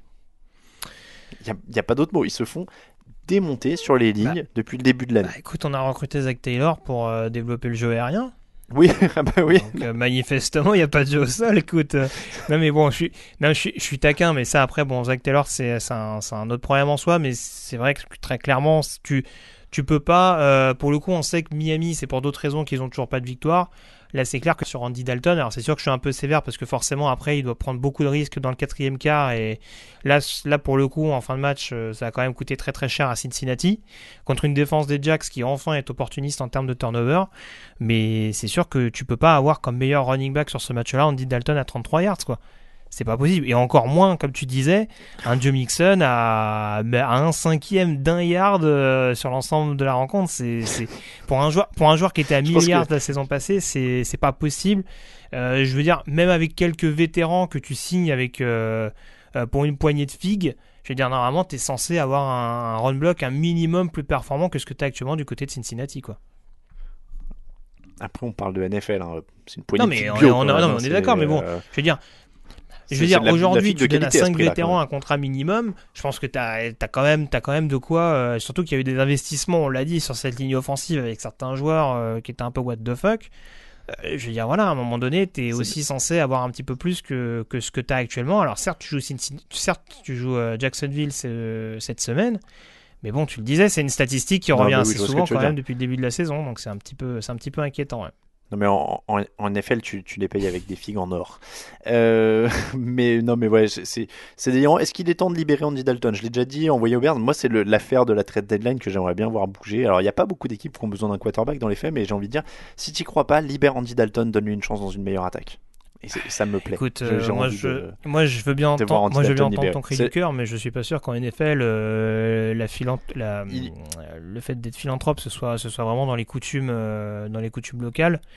Je pense que si Cincinnati, parce que là ils ont l'air quand même de prendre la bonne direction, s'ils font un premier ou deuxième choix de la prochaine draft, il y aura de fortes chances qu'ils prennent un quarterback et qu'ils essaient de le développer au moins derrière Dalton. Après. Alors moi ma logique c'était de dire si vraiment il y a une bonne offre, tu lâches Andy Dalton sachant que 2020 c'est sa dernière année de contrat et que a priori tu vas sélectionner un quarterback à la draft, il y a une fin de cycle quelque part. Donc voilà, c'est s'il y a une bonne offre en tout cas.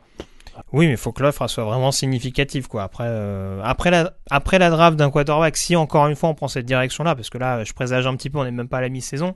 Mais bon, je suis pas sûr qu'ils vont s'en débarrasser tout de suite.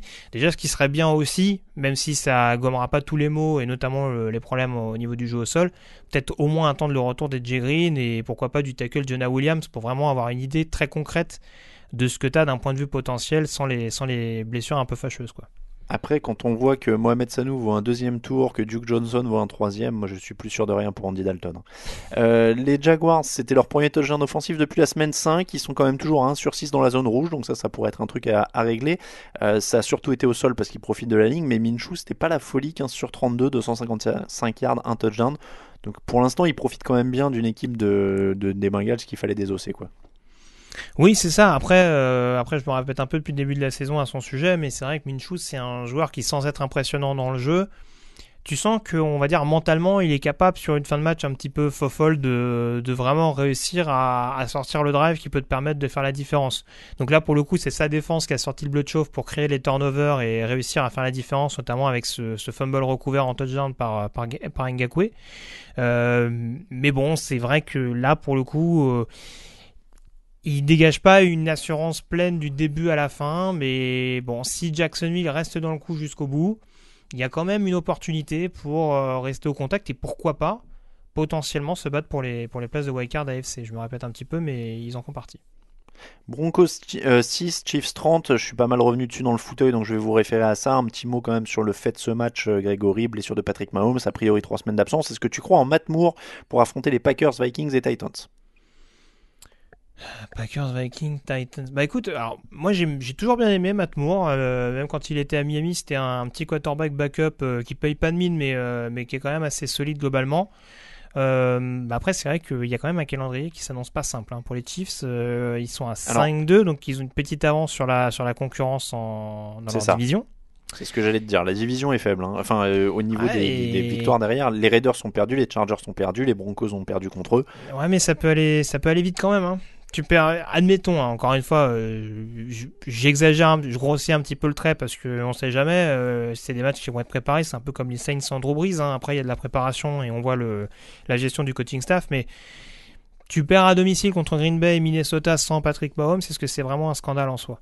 Non, mais je pense qu'ils en arrachent un des 3. Pire scénario, il y a une équipe qui revient un peu sur eux, ils récupèrent Mahomes, ils refont un éclat, ils repassent devant. À voir. Parce que Tennessee, c'est une équipe chiante, on le dit souvent. C'est une équipe qui est capable de sublimer également sur des matchs. En plus, à domicile. Attention. Non, mais c'est une équipe un peu un match sur 2. Donc, moi, je crois en Andy Reid qui peut faire le taf avec Matt Moore, quoi. Ah, moi c'est ce que je pense également. Mais là, en l'occurrence, sur ce match-là, Matt Moore a fait sa partie. Parce qu'en l'occurrence, quand Mahomes sort, il y a 10-6, il me semble, pour Kansas City. Et il arrive quand même à permettre aux Chiefs de creuser. Mais il a aussi compté sur une défense. Alors, plus sur une ligne offensive de Denver qui a été absolument catastrophique avec encore une fois un Garrett Bowles qui sur le poste de tackle est nullissime, mais voir le niveau de la défense de Kansas City sur ce match-là, ça a presque été une aubaine pour lui. Je sais pas si la défense des Chiefs arrivera à être à ce niveau-là toutes les semaines, et c'est là-dessus où je m'interroge un petit peu du côté de Kansas City. Après, voilà, je te dis pas que Andy Reid est un bleu-bit et qu'il se fera absolument avoir par tout ce qu'ont tenté les Packers, les Vikings et les Titans au cours des prochaines semaines. C'est l'heure du répondeur. Je savais plus ce que je disais. Excusez-moi, je regardais ailleurs. C'est l'heure du répondeur. T'as pas besoin de gueuler, demande au mégaphone. Bientôt au bout du fil, tu n'auras plus personne. Yo, yo, yo, 1, 4, 8, 3 to the 3 to the 6 to the 9, representing the ABQ. What up, biatch? Lead the tone. Ici Arthur Blanc de Atlanta. Je souhaiterais appeler Grégory Richard pour qu'il puisse venir restructurer sa franchise préférée. Accepte-t-il cette mission? Il a 10 secondes pour accepter. Merci. Salut l'équipe! Putain, c'est quand même fou la NFL. Hein. Vous imaginez les Chiefs qui perdent Mahomes en espérant qu'ils reviennent vite. Il y a les Niners à 6-0 qui l'auraient parié en début de saison. Il y a les Colts qui arrivent à performer sans Luck. Ça aussi, on l'aurait pas parié en fin de saison. Et les Saints, même chose, sans Drew Brees qui aurait donné cher du petit Eddie. Et puis les Eagles qui étaient imbattables l'année dernière, tout comme les Falcons. Et là, qui se prennent des tôles toutes les semaines. C'est vraiment le meilleur sport au monde. Vive le foot américain. Puis en fait, il y a une seule chose qui change pas, et je pense qu'il changera jamais, c'est les Chargers, sur lesquels il faut jamais, au grand jamais parier. Ils m'ont fait perdre un énorme combiné. Michel, pour Tottenham Actu, on s'en prenait à Monsieur Mattei par rapport aux commentaires qu'il avait fait sur Rivers. Ce soir, on est bien d'accord que Rivers joue aux fléchettes. Il vise pas les joueurs, il vise un point sur le terrain, on est bien d'accord. Merci à tous pour vos réactions sur le répondeur. Je me permets une petite précision, quand vous laissez des messages, essayez de faire moins de 45-50 secondes dans les faits, parce qu'il y a quelqu'un qui a laissé un message de 4 minutes, c'est un peu compliqué à diffuser, je vous l'avoue. Alors c'était pour débriefer on le salue, hein, c'était pour débriefer la situation des Dolphins, et je sais qu'il y a beaucoup de choses à dire, mais 4 minutes on peut pas diffuser là, c'est un peu trop long, donc essayez de réduire quand même un petit peu. Merci en tout cas à vous, c'est toujours un plaisir d'écouter tous vos messages. On passe au top et au flop.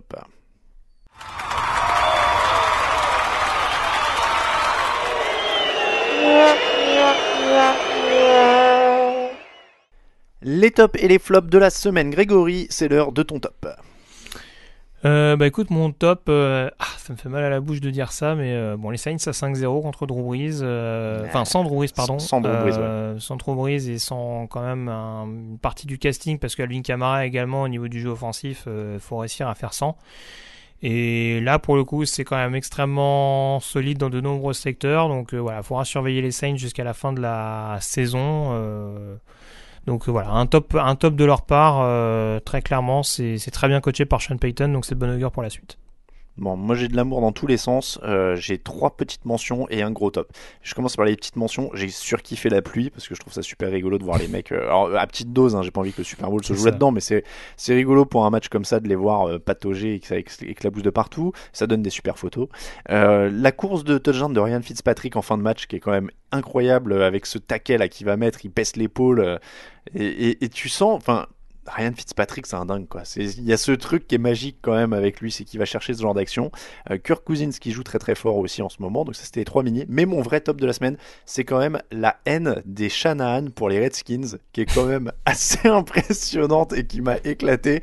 C'est-à-dire que pendant la semaine, Kyle Shanahan, donc coach actuel des 49ers, on lui demande donc ce qu'il a pensé, ce dont il se souvient de son passage aux Redskins, etc. Et qu'est-ce qui était bien. Qu'est-ce qui était bien? Travailler avec mon père. Qu'est-ce qui était pas bien? Tout le reste. Ok, déjà ça situe le truc. Et il va gagner à Washington, et dans le vestiaire des Redskins, quand il doit donner le ballon du match, il le donne pas à un joueur, il le donne pas à un coach, il le donne à son père qui était là, quoi. Donc il y a vraiment cette sorte de tiens, pour venger ton licenciement. J'aime cette haine comme ça, gratuite, des Shanahan pour les Redskins. Oui, c'est ça. Bon, après, les Shanahan, ils sont pas très... Non, c'est particulier aussi, mais... Oui, ils sont dans un délire un peu... Bon, ça a souvent attiré des inimitiés à Kyle Shanahan durant son parcours de coordinateur. C'est ce côté un petit peu, justement... je sais pas comment dire. Je sais pas si arrogant, c'est le bon terme, mais ouais, le côté un petit peu rebelle, quoi. Ce côté un petit peu, je connais tout mieux, et c'est vrai que c'est moi, j'ai trouvé ça savoureux. Je suis sûr que Kyle Shanahan a uriné quelque part dans le vestiaire pour marquer son territoire avant de partir. Après, on peut difficilement leur donner tort, hein. De toute façon, la gestion de Dan Schneider, de toute façon, depuis des années et des années, ça pourrait être une émission à part entière, tellement ça va n'importe comment, et la nomination du futur head coach, puisque je doute que Bill Callahan restera. Ouais. Ça va être également un dossier chaud à suivre de très près, ouais. Clairement. Le flop, Grégory.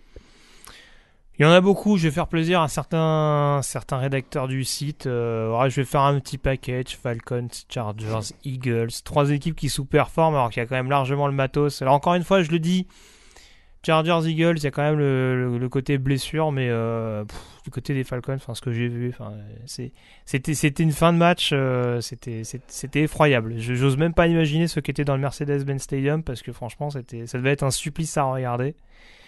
Et donc voilà, comme d'habitude, Dan Quinn, mon flop, Arthur Blank, qui garde Dan Quinn semaine après semaine. Je pense que j'ai plus de mots à ce niveau-là. Bon, mon flop, c'est un flop, c'est à moitié un top, à moitié un flop. C'est que c'est un flop pour lui, un top pour moi. C'est pour Derek Carr et ce plongeon vers la end zone avec perte de balle. Il a fait exactement la même l'an dernier, donc c'est un flop pour lui parce qu'il apprend pas.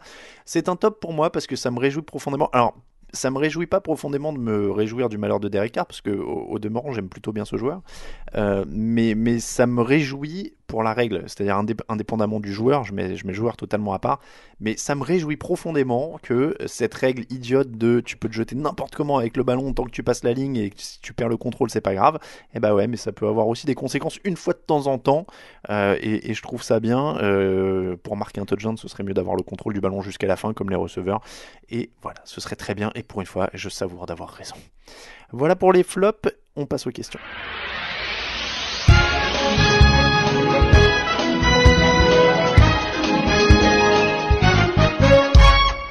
Les questions de la semaine, Grégory, et j'ai été un mauvais élève puisque je ne les ai ni imprimées ni triées, donc je vais prendre un petit peu à la volée, surtout qu'il y en a pas mal sur le site, et je vais... Alors, tiens, il y a une question polémique un petit peu, allez, je lance tout de suite de la polémique. Clems, peut-on dire que la pré-saison des Patriots vient juste de se terminer ?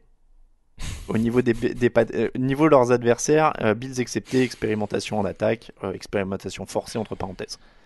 Là en l'occurrence, je sais pas si on peut parler de pré-saison, mais oui, c'est sûr que je pense qu'ils ont déjà vu des calendriers un peu plus corsés. Après voilà, là va vraiment y avoir des tests assez intéressants à voir, avec des déplacements à Baltimore, Houston ou Philadelphie. On aura peut-être une idée un peu plus précise de ce que vaut New England des deux côtés du ballon, mais oui, ça, en tout cas, ça les met en confiance. Bastien H. Alberola, Packers, Vikings, Bears, Seahawks, Rams, 49ers, parmi ces 6 équipes, seuls 3 ou 4 iront en playoff. Qui y va, qui passe à la trappe? Bears, à mon avis, il y a de très fortes chances maintenant. Après, j'irai peut-être plus Rams ou Seahawks. J'attends de voir parce que je suis toujours pas rassuré. Ça aussi, ça va être ma répétition de la semaine, mais Seattle, j'ai encore du mal à m'enthousiasmer. Il y a une semaine où ils montent des bonnes choses, la semaine d'après c'est un peu plus compliqué.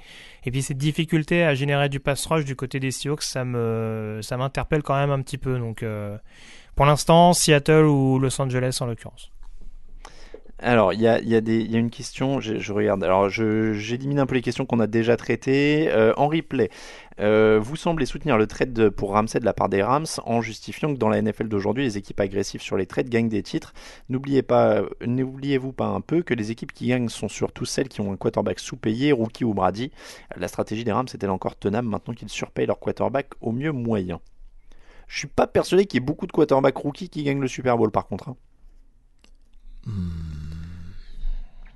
Ils sont sur le contrat rookie de Vance, les Eagles, ok. Ouais. Mais de toute façon, il n'y a pas énormément d'équipes qui gagnent le Super Bowl ces dernières années, donc. Non, mais voilà. mais je suis pas persuadé que ce soit si. Wilson, quand il gagne le Super Bowl, il est rookie, par exemple. Wilson, oui.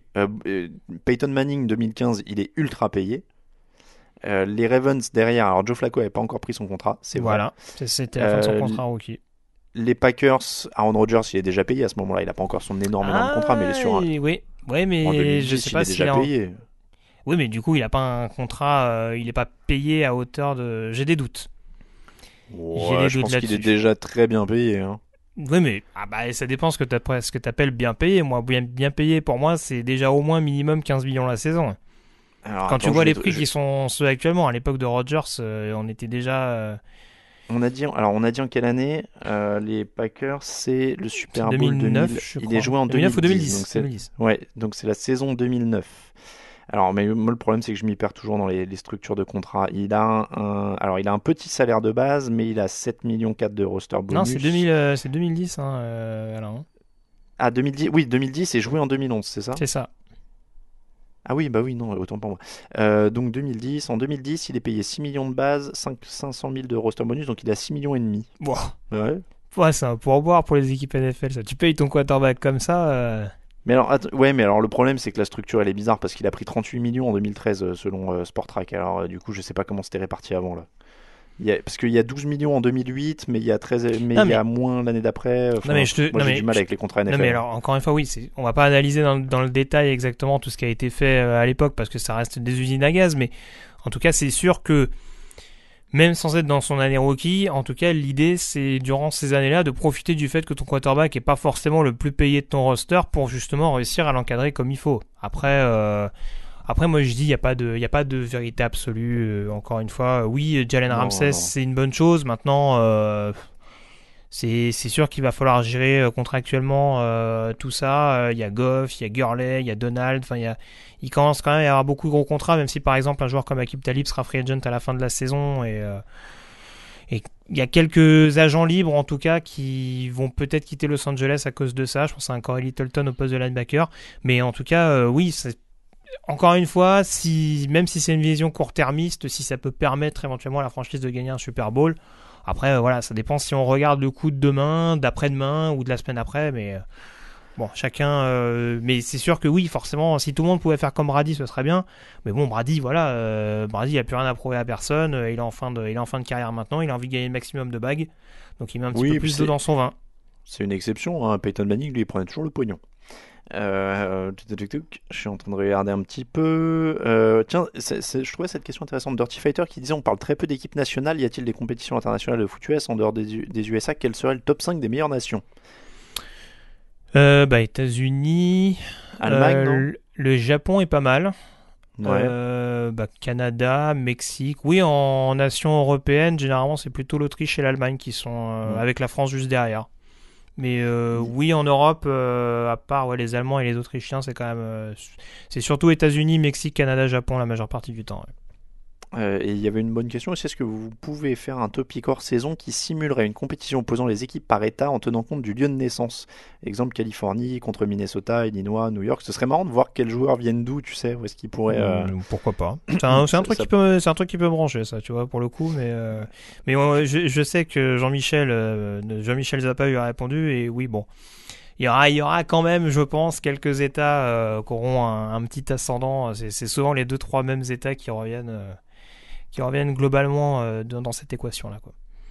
Alors, je suis en train de regarder encore une fois, je suis désolé, je les prends un peu à la volée. Vu les calendriers des Ravens, des Texans, des Chiefs, avec compris la blessure de Mahomes, est-ce qu'a pu montrer cette équipe des Colts dans les grands matchs? Peut-on la considérer comme un prétendant à la deuxième tête de série? C'est une question de Lou de Nice. Oui, on peut. Très franchement, vu le boulot qui est fait en défense, vu l'homogénéité globale de l'équipe, Et encore une fois, l'homogénéité globale d'ailleurs derrière les Pats, hein, je l'ai dit, il y a peut-être... Si vraiment les Chiefs connaissent un vrai coup de mou avec l'absence de Mahomes ces prochaines semaines, je pense qu'il va quand même y avoir 7-8 équipes qui vont se tirer la bourre entre la deuxième et la 8e, 9e place pour tenter d'accéder au playoff. Ouais.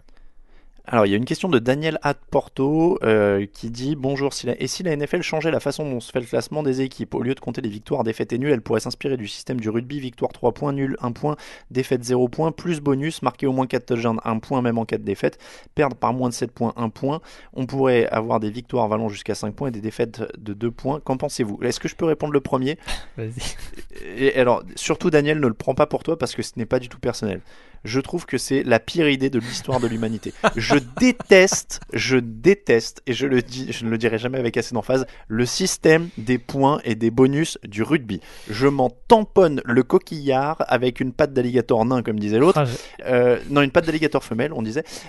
Du nombre de décès marqués ou pas marqués ou de machin, ce qui compte, c'est de gagner. Et je déteste ce système des bonus. Moi qui ne regarde pas le rugby, ça me donne encore moins envie de m'y mettre quand j'entends « Oui, ils ont gagné, mais du coup, parce que là, ils ont marqué 3 essais, mais je retranche 1 et je retiens 2. Alors du coup, ils ont 1 point de moins, mais 1 point de plus parce qu'ils ont mis un essai. Et celui-là, il l'a mis avec la main gauche, du coup, ça fait 1 point de moins. » Je déteste ça. Au secours, je ne veux jamais entendre parler de ça. Alors, j'aurais peut-être dû répondre le premier pour être un peu plus mesuré, mais bon, si je complète... c'est moi le patron. Alors, je te rejoins globalement, je suis pas le plus grand fan du système 2 points et de bonus sur rugby.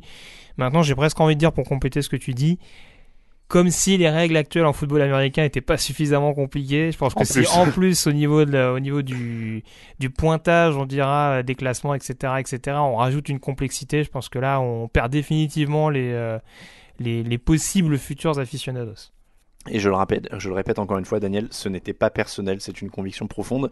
Je t'apprécie quand même beaucoup et si tu viens à Hard Rock, je te paye une bière.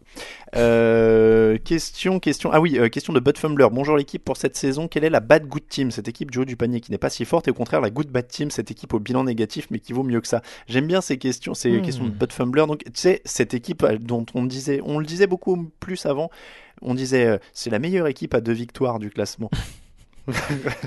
Ouais, attends, elle est pas mal cette question là. Je vais essayer de retrouver ça. Je pense que forcément tu vas peut-être mettre Buffalo dans un certain domaine. Oui. Bah oui, Buffalo a pas vraiment d'attaque pour moi, donc c'est très fort quand je dis pas d'attaque. Mais oui, pour moi Buffalo est l'équipe la plus menacée s'il y avait vrai calendrier en face. Donc à 5-1, ils sont un peu plus beaux que leur bilan, je trouve.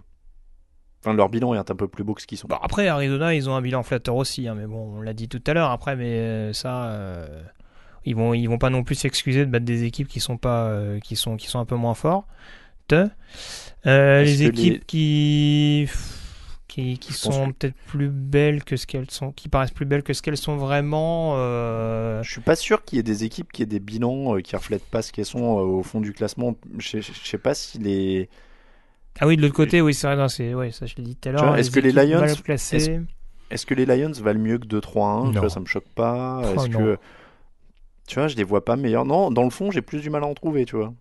Il y a beaucoup de bilans positifs, hein, d'ailleurs. Donc, les Chargers valent mieux, mais on l'a dit. Les Chargers valent mieux en un sens, mais ils ont jamais l'air de vraiment vouloir être à leur niveau. Donc, j'avoue, je sais pas. Là, je suis en train de balayer les équipes. Je sais pas si Cincinnati vaut vraiment 0-7, parce qu'il y a beaucoup de choses qui m'enquiquinent. Après, c'est pas pour ça qu'ils sont forcément à 6-1. Hein, donc, T'as entendu la stat que j'ai donnée sur leur ligne ? A priori, ils valent 0-7. Non. J'ai souvent défendu Denver, mais bon, là, en l'occurrence, ils m'ont un peu... Ouais, non, peut-être Philadelphie, quoi. Mais même Philadelphie, ils sont à 3-4, mais c'est toujours pareil. En fait, tu peux pas vraiment dire qu'ils valent beaucoup mieux que ça. Mais de ce que tu vois depuis le début de la saison, c'est compliqué. Oui, bon, allez, mettons. Allez, Détroit, peut-être. Auckland à 3-3, peut-être. Mais juste pour revenir sur les Bengals, je suis d'accord avec toi au sens où sur certains, c'est des fois déroutant parce qu'ils ont quand même Geno Atkins, ils ont quand même certains joueurs de très bonne qualité. Mais après, ils sont tellement faibles sur les lignes. Oui, non, voilà, très, très, très clairement. Mais oui, non, c'est sûr, peut-être Détroit, éventuellement, on voit un petit peu mieux de ce qu'on voit. Mais bon, pour ça, il faudra peut-être qu'ils finissent. Je suis même pas sûr, ouais. Non, mais si tu fais jouer Détroit sur 3 quarts temps, oui, ils ont potentiellement une fiche de 5-2, quoi. Ouais, bon, on va s'arrêter là-dessus. C'est comme ça que se termine l'épisode numéro 314 du podcast Touchdown Actu. On vous rappelle que l'émission est présentée cette année encore par le Hard Rock Café Paris tous les dimanches. Game On au Hard Rock Café Paris, c'est les soirées avec Happy Hour pour ceux qui viennent voir les matchs, Beer Bucket, 6 bières pour le prix de 5 et évidemment les rencontres, ne ratez pas ça. On remercie tous ceux qui nous soutiennent sur Tipeee. Je remercie Grégory qui nous soutient sur Tipeee. C'est pas toi Grégory, mais on remercie Grégory qui nous soutient sur Tipeee. Je ne te remercie pas Grégory de ne pas nous soutenir sur Tipeee. Donc voilà, mais je te remercie Grégory, toi, d'avoir participé à l'émission de cette semaine. Pour nous suivre, touchdownactu.com bien sûr, TDActu sur Twitter et sur Facebook, @touchdownactu en entier sur Instagram, @YellowRadioSA pour Grégory, @AlainMattei pour moi-même pour les Twitter personnels. On vous rappelle que toute l'actu de la NFL c'est sur tdactu.com. On se retrouve jeudi pour l'émission de présentation, dimanche pour le fauteuil, et on vous souhaite une très bonne semaine à tous. Ciao ciao.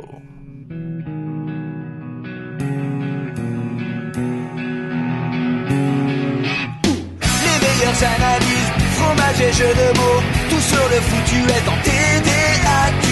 Le mardi, le jeudi, tel gâteau risotto, les meilleures recettes en TDAQ. Fumble pour JJ Watt, Bismuth pour Marshall Lynch, Proclash Global Beckham, Tom Brady quarterback, calé sur le fauteuil, option Madame Irma, à la fin on compte les points et on finit en requin.